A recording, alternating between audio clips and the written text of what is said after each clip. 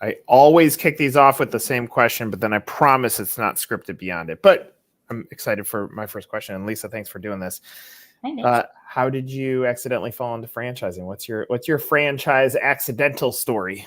Absolutely. So I actually had left corporate America and decided to find something different to do. And so I started seeking out, looking for ways to help business owners because that's what my career was. And so I actually owned a franchise called The Growth Coach, which is one of our sister brands, for 4 years. Really was out in the community helping business owners. And a lot of it was that they'd started a business but didn't have the right SOPs and those types of things to help them get grounded and to be able to grow their business. And so I did that while I was also growing my business. I was helping at the corporate office. And when that president got promoted, I became the president of Growth Coach and did that for several years through COVID and kind of changed how it went from being live to virtual for all of our coaches.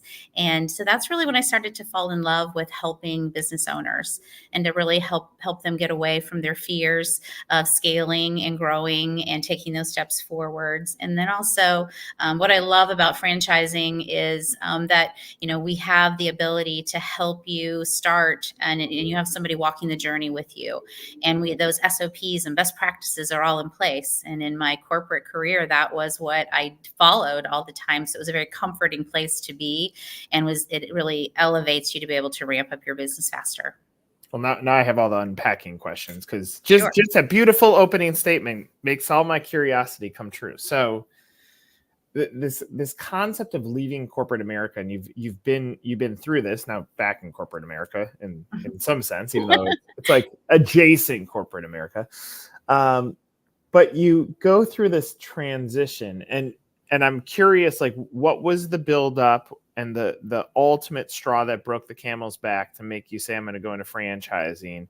At the same time, when you jump over that ledge and look around, because in corporate infrastructure, you look around and you're like, oh, someone makes the coffee and I have a marketing team and operations and HR. And all of a sudden you jump off and you're like, it's me. And so talk about that initial journey and what that was like for you. What was the trigger and what was it like to jump off the ledge? Yeah, so the trigger was really a personal situation. I had a death in my family and needed to I was working 90 hours a week and I needed to really find something that had a little bit more flexibility. I had one young child still living at home and I needed to be able to have that flexibility. And so that's really when I decided to say, okay, I need to do something a little bit different. And I knew that I liked helping people. My career had been helping people grow their business. And so that's really where I started to search. I did not know anything about franchising. And so it was really being able to talk to the individuals. And I talked to several different franchises and then landed on the Growth Coach because I felt that's really where my passion is. The more that they would talk about what they did and how they helped others, that's really where I wanted to focus in on.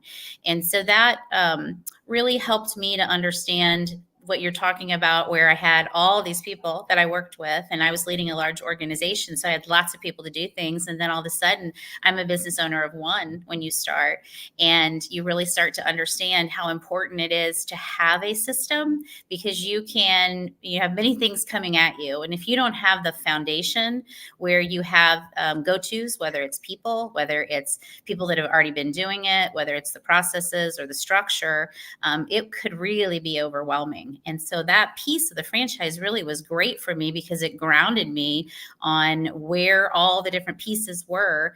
As they were coming at me, I knew where to go to make that happen. It also makes you learn how to be extremely efficient with your time. And it also helps you to understand how important it is to step back and analyze your business monthly, because you don't have time to be doing activities that aren't really helping you grow.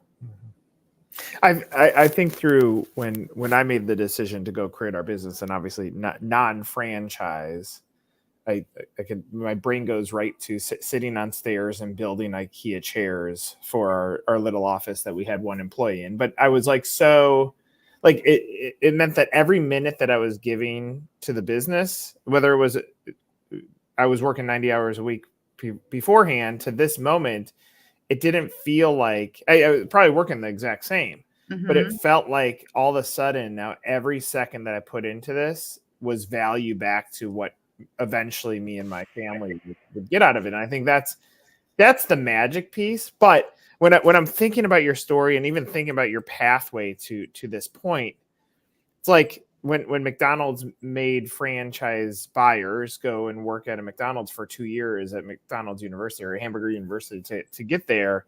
Like there's probably some truth into this. And in franchising, you do eventually jump off this ledge, and you do have to have a little bit of crazy in your brain to say, okay, I know like I'm going to face these brick walls. How do I push through? And it's almost like you landed in what I would call the perfect business for franchising to start, because you were able to take your passion for helping others and put it into a business model. Absolutely. And, now it's very different with FreshCoat because it's a different business model. But owning a business, regardless of really what you're selling to the community, the business structure is still the same. And the behaviors and the learning and the adjusting is all the same. And that's really the big difference in going from one business to another, is you take great traits with you and then you learn new traits as you develop into the franchising world.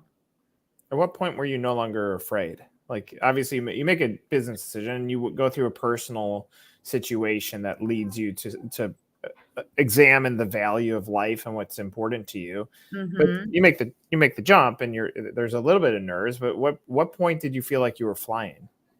I think when you started to realize that you're going to make mistakes, and if you can think what's the best thing that can happen and what's the worst thing that can happen, and it usually lands somewhere in the middle, you know that you've got to really get out of your comfort zone. And as a business coach, I was helping people get out of their comfort zone. So I equally needed to be able to do that with my business as well. So I think when you can start to see the success, and it takes a little bit of time. You are building a foundation of your business, and you're building muscles that have to keep working even when the storm kind of comes. And so the more that you're building that foundation, you start to feel like you're on more solid ground. You're learning and you're growing, and then you're adding people to your team. And that certainly gives you the strength to say, okay, I got this. It's moving in the right direction. And then for me, I think the community of franchising is great. I talk to my peers, I would say a couple times a week. Sometimes they'd call me because they needed something. Sometimes I'd call them. But having that ability, especially when you're in corporate America, because you're always used to having people around you, and now it's you, and you can get really isolated and get inside your own head. So the more that you're using that network to really help you stay on track and give you the courage to move forward, the faster you're going to move, and the fear is going to go away a lot quicker. I think that last point is so critical, that and I've seen it, especially a more disgruntled franchise owner. They start talking about fees and whining about this. When I start thinking about what you're paying this fee for, first of all, we're talking about infrastructure. And so it allows you to shortcut to having infrastructure. Like, no matter what, whether the support is superior or not, you're getting infrastructure, business infrastructure around you. But secondly, and then this is where like the intangible of being in a franchise community, in my opinion, is often overlooked by franchisees, is there's a community. And so if you learn how to pick up the phone, or my kids go like this with phones, I still go like this with phones. But if you pick up the phone and you call a franchisee and say, hey, what's working for you? What's challenging? It basically takes the coaching element back to the peer element, which is the beauty, as long as you're not franchisee one, that you can look around the room and there are plenty of people that are going through similar things that are willing to help you. And I think that's the magic of franchising, even greater than the brand, is the people that you get to surround yourselves with. And if you access that intelligence, it should make your business stronger. Absolutely. And, you can always participate as much as you want or not. But I always found that when I called someone or they called me, we both had great learnings and takeaways. I was filling someone else's bucket, but they may not even realize they said something that filled my bucket. It might have been a fear I hadn't expressed. And so that piece, and I would say it was the same with my corporate partners too. I would go to them for certain advice. And then, when you have them on their phone, you go, let me ask you a question. And so I could have tried to solve that on my own, but instead I was able to get good advice in that moment that would help me move forward. I think you also have the the most fantastic pieces that you've walked a day in the life of shoes of a franchisee. And so when they go, you don't know, you don't understand, you're like, actually I do, and we're gonna get through this, and here's how we're gonna get there. Let's shift over to the break.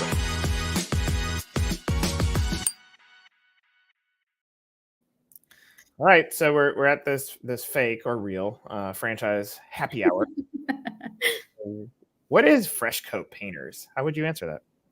I would say that it is really the heart of the community. We really are out there building the color in your life in many different ways. And so, what I love most about what we do is not just the painting, although we do great quality work inside out and commercial. We also really get to know our clients and our customers. And you'll hear our franchisees talk about the great stories and how people gotten excited. You know, this is your space that you live in, or it's the space you're leaving or the space you're entering. And so it has an emotional impact to the individual. And so Fresh Coat really takes that heart and listens to what the customer wants, does great quality work, and then we're with you for quite some time, right? You're thinking about that, and that's really a great foundation for your word of mouth and your reputation in your community. And so, I can say we paint because we do, but we also kind of color your life, and we are excited to share that with you. I would imagine the persona of someone that's been in sales ends up being a good type of person that can enter the system. But and I'm put this asterisk on there that I think the word sales is sometimes seen as a negative. It's more so like expert relationship builders, because you have to be fearless and go out in the community and make people's lives better. But who is the persona of this franchise buyer, and how are they finding you? Sure. Well, they find us through a lot of different avenues. We have referrals, we use portals, we have our website where we are advertising as well. And also other people that have worked for other painting brands find us as well. And they already value and understand what type of business growth you can see in painting and restoring and that type of thing. So I would say the persona really is that you have to be curious about people. And that is really any business owner, in all honesty. And you have to make the customer and your team all understand that the customer is the center of every decision that you make. And if you keep that in the center, you're not going to have a lot of missteps, and the customer is going to feel that and trust you. And, people let us into their home for a day or two. And so they have to feel that trust. They have to trust that they want to hang out with us for a little bit. They have to trust that we're going to do great work for them. They have to trust we're going to value their home the same way that they do, with the same level of respect. And so having that ability to think about the customer experience, and whether you are the project manager, the estimator, or the painters, everybody has to have that same approach. And that's really how you feel about Fresh Coat when we leave, is that, wow, that was great. And if it's not great for some reason, we're going to fix it, because again, you are the center of our decision. I say this is a false opinion of franchising, but there's so many people that go to look at buying franchise, and they think there's a quick pathway to getting rich very fast. When I think about your business, and this is going to lead into my question, I want to ask, as the owner, do I have to go paint houses? But I'm going to say, I think you should, because why would you not want to go understand all aspects of the business, so when you scale it, you can actually have a point of view? But take me through that answer, because I'm sure that gets asked. Sure. And we have some folks that have painted, and that is part of their draw. But we also have a lot of owners that have never painted. And so part of the technical training that we do is we have a team that helps with that. And our partnership with Sherwin-Williams helps with that as well. And we teach our owners how to find great painters that have those attributes, that are experienced, that can come into the home and be able to know what needs to be done to the standard that we expect. And so as an owner, I would certainly want to observe. I would certainly want to, drop in on customer situations and get to know the customer and observe the work. But I'm really the leader of the organization. And if I am too far in to that, then it's going to be really hard for me to be able to see everything else that's going on. Remember, I said you feel like it's all coming at you.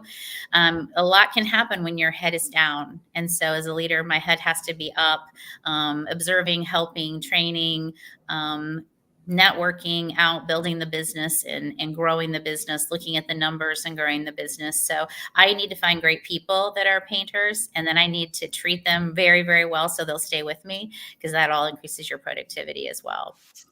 Let's jump into the investment.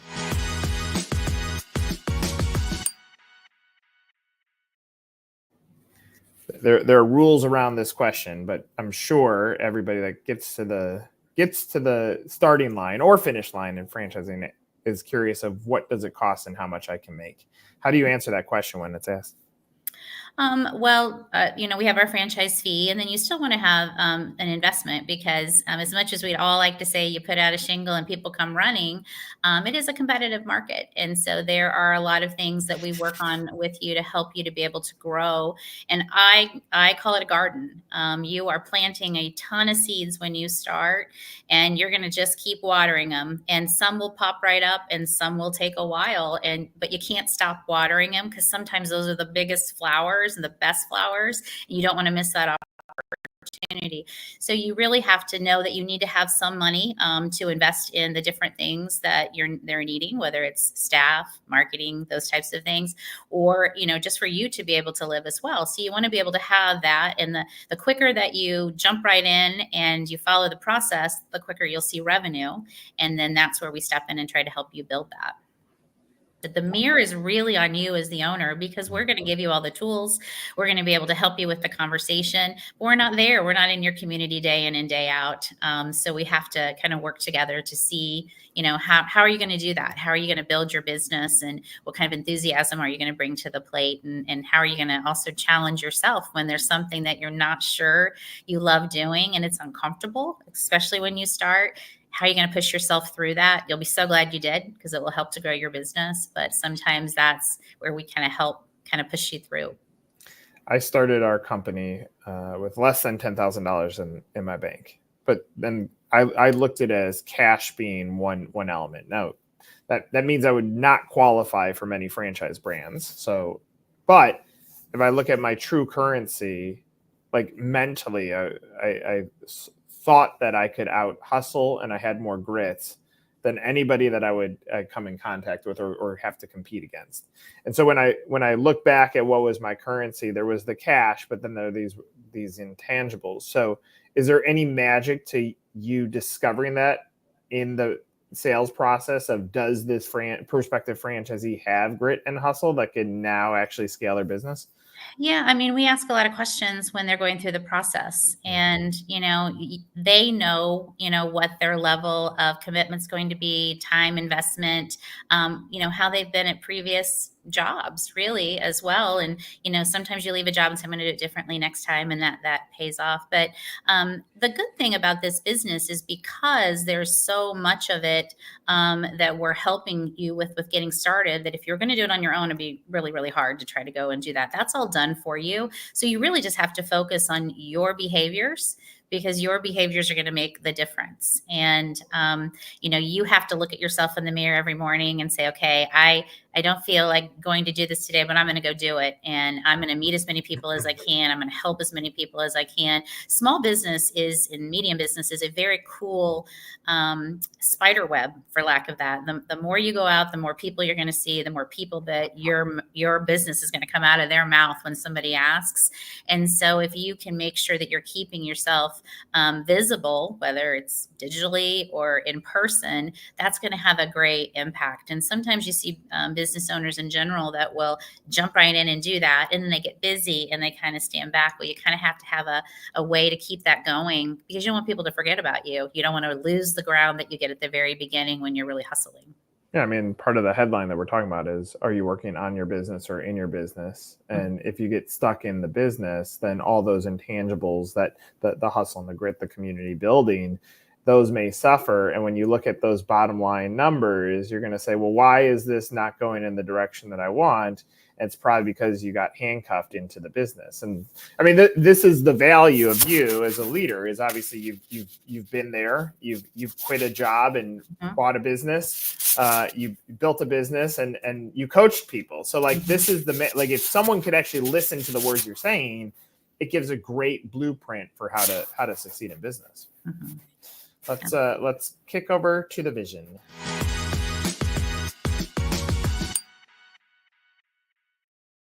All right, the line that I use far too often is you bet on the jockey, not on the horse. And so in this sense, as the leader of the organization, I'm betting on you. That can you lead me? I typically don't do this, but I'm going to put this up here because I liked it. That we get comments while we're filming these, and here you got a validator right there. And so I like seeing these come in, because to franchisee, there's a billion widgets. Painting, coaching, we talked about too there, PR marketing, or franchise consulting, which is what I do. And so there's all these different business models. So those are the widgets. But now we get into the people side and we listen to the leader on what the vision is. So Lisa, what is the vision?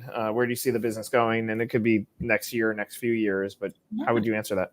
Absolutely. So, we have our current group. We're going to hit 200 franchisees in January. And so that is such a milestone and so exciting. So for us, we have been around for a lot of years, and that means we have a huge resource of individuals that have been with us and have grown their business and are great brothers to look up to. And so we're continuing to help those individuals grow their business. What I love about franchising too is you get to decide where you want to go, right? So we're not telling you where you have to go. Everyone joins us for a different reasons, and they have a different thought process about what good business looks like to them and what their dream is. And so we can really tailor our approach to work individually with each of those owners to make sure we're going to get them where they want to go. I say it essentially, we're a GPS, and you're going to tell us where you want to go. We're going to give you the pathway, and when you get off track, we're going to get you back on track, because we desperately want you to get to where you want to go. And so that whole piece is really the important thing to us in vision. We have the engagement of the network, and that's always an opportunity, because you have some that engage more than others, and we want to be able to help them through. Again, you can get stuck, you can hold yourself back, and we want to be able to lean in when you lean away, so that we can get you out of that fear factor and keep you moving, help you looking at your business, identifying what are the actions that need to be taken to get you where you want to go. Talk a lot about the capital, whether it's personality or it's financial, and how you get to the mindset of jumping off the ledge. When you're having a conversation with someone, how often are you looking at them and saying, like, let's say financial makes up 50% of your investment, but the mindset is the other side. How often do you, especially someone that's struggling, how often are you like, if you would just take a look in that mirror, it would change, and here's what you need to do? And is that a frustrating thing as a leader, when you know that they have all the other pieces? If they could just shift that mindset, it would change their game. Absolutely. And I think you have to, or at least I've learned when I'm talking to our owners, that sometimes they have to hear it a couple different times, right? And sometimes they'll even say, I know you're right, but that's not what I want to do. And so I try to help them back it up and take it in smaller bites, right? Because sometimes we only think in all or nothing. If my close rate is 32% and I have to call every customer every couple of days, that sounds alarming to me. So, we'll pick your biggest clients, pick a neighborhood that's important to you, that you can get referrals, like bite it off in smaller bites to build your confidence, so you'll have the desire to change that behavior, is really where I try to work with them. Because I can keep saying the same thing over and over to them, but if it's not moving the mark, I'm not really helping them. But I also can't ignore it, because it may be the caveat that's holding them back from the business that they want. So you've got to, as their coach, really figure out, how do I pivot? How do I change the message? How do I have them eat it in smaller bites so that I can get them to where they want to go? Well, this is not meant to just be the Lisa show, but another comment came in, and I feel like sharing. So I don't know who put it because that's an anonymous one, but whoever put that, that's another nice comment. Thank you. I like these. I like when people are engaged in these. So Lisa, look, a pleasure speaking with you. I feel my superpower is reading personality and people. And you're very warm, and again, like I think every business is tough. There's not one magic business that magically works. When I'm looking at the intangibles of finding people that I can align with, you're obviously someone there. Now, you wouldn't want me as a franchisee because that'd be awful. I'd tell you everything that's wrong with the business, but I would buy into Lisa's system, no doubt. So thank you so much for sharing some of your story. Thanks for having me and letting me talk about FreshCo. Of course. For Lisa, I'm Nick. This is another Franchisor Hot Seat.